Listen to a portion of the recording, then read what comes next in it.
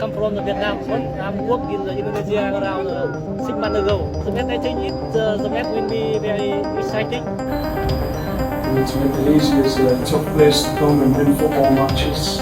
So fair play to them.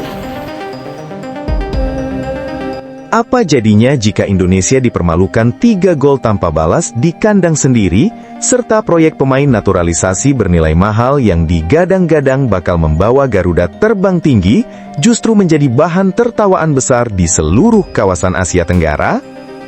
Pada Senin malam, Stadion Pakansari menyaksikan mimpi buruk saat timnas Indonesia luluh lantak dihantam Vietnam dengan skor telak 0-3.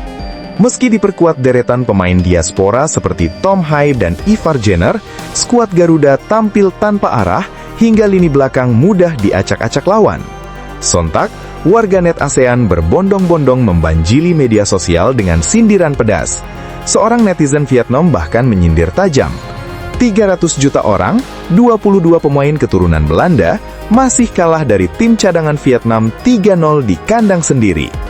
Lantas, apakah taktik John Herdman yang gagal total, ataukah kualitas pemain kita yang selama ini terlalu dibesar-besarkan?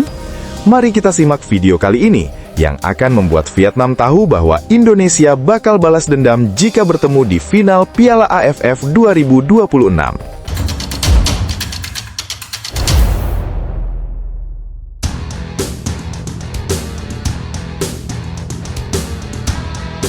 Harapan tinggi yang membumbung sebelum laga seketika sirna menjadi mimpi buruk.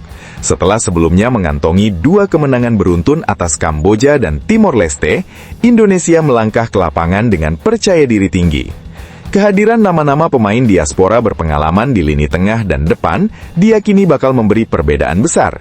Secara statistik di atas kertas, Indonesia dinilai memiliki kualitas individu yang mampu mengimbangi, bahkan melebihi pemain-pemain lokal Vietnam. Namun, sepak bola dimainkan di atas rumput hijau, bukan di atas kertas. Vietnam tampil sangat cerdik. Mereka menyerahkan penguasaan bola kepada Indonesia dan menunggu momen yang tepat untuk melancarkan serangan balik yang mematikan. Lini belakang Indonesia yang tampil tanpa koordinasi rapi menjadi makanan empuk bagi lini serang Vietnam. Bencana dimulai ketika Nguyen Van Phi berhasil membobol gawang Indonesia akibat lemahnya antisipasi lini pertahanan dalam mengawal pergerakan tanpa bola. Belum sempat Indonesia bangkit, serangan bertubi-tubi Vietnam kembali membuahkan hasil lewat aksi Nguyen Xuan Son yang memborong 2 gol berikutnya. Skor 0-3 bertahan hingga peluit panjang dibunyikan. Meskipun Tom Hai dan Ivar Jenner berulang kali mencoba mengatur tempo permainan dan menciptakan peluang di lini tengah, tumpulnya penyelesaian akhir serta koordinasi pertahanan yang rapuh membuat setiap usaha Garuda sia-sia. Kekalahan telak ini langsung memicu reaksi berantai di media sosial. Sesaat setelah laga usai, kolom komentar akun-akun berita sepak bola Asia Tenggara langsung dipenuhi sindiran tajam dari warganet ASEAN. Sindiran paling menohok datang dari warganet Vietnam. Salah satu komentar yang paling menyita perhatian dan mendulang puluhan ribu likes berbunyi, 300 juta orang, 22 orang Belanda, tapi masih kalah dari tim cadangan Vietnam 3-0 di kandang sendiri. Komentar tersebut seolah menampar keras proyek dramatis sepak bola Indonesia yang selama ini gencar mendatangkan pemain-pemain berdarah keturunan dari Eropa. Tidak berhenti di situ, warganet Malaysia turut meramaikan suasana dengan membandingkan performa timnas Indonesia. Menurut mereka, permainan Indonesia malam itu jauh lebih buruk dan tanpa arah dibandingkan performa Malaysia saat menghadapi tim-tim papan atas kawasan. Sementara itu, pendukung Thailand memuji kedewasaan dan kecerdikan taktik Vietnam yang dinilai sangat efisien menghancurkan mentalitas bertanding pemain Indonesia. Gelombang provokasi ini membuat tensi di dunia maya memanas. Supporter Indonesia merasa terpukul karena kekalahan ini tidak hanya merusak peluang lolos, tetapi juga menjatuhkan harga diri sepak bola nasional di mata tetangga.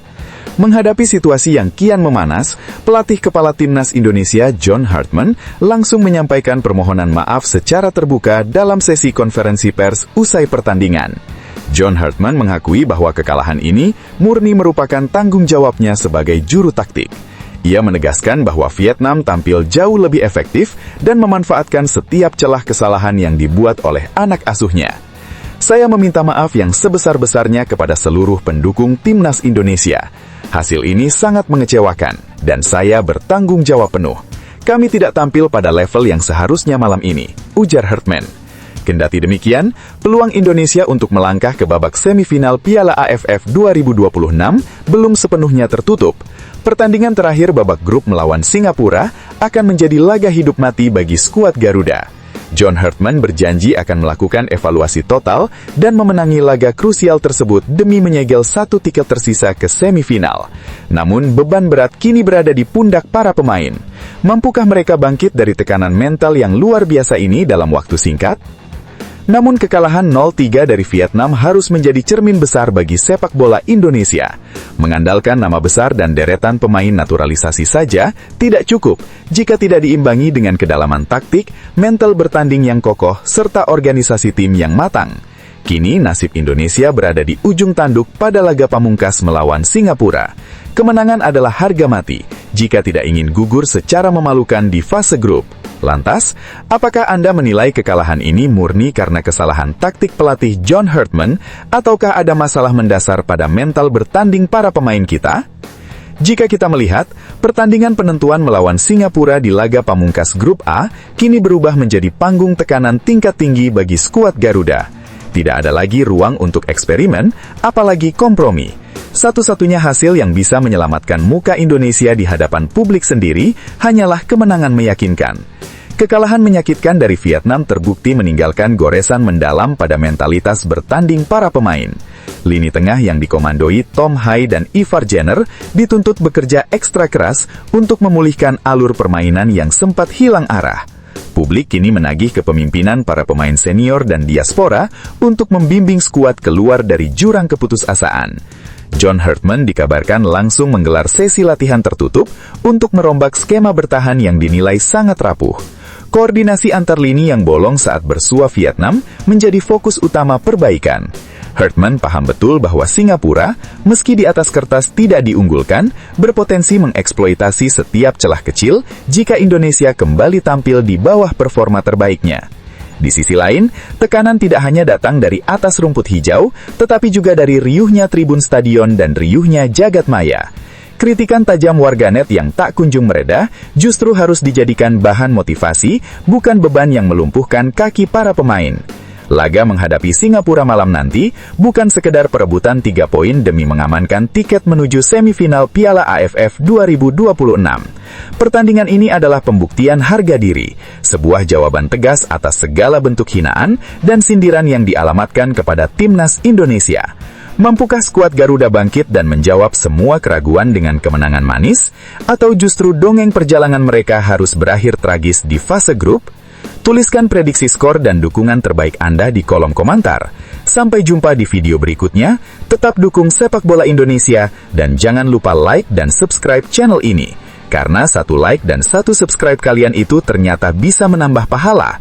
Dan bagi orang baik yang sudah subscribe dan like channel ini, saya ucapkan banyak terima kasih. Salam Garuda untuk Indonesia.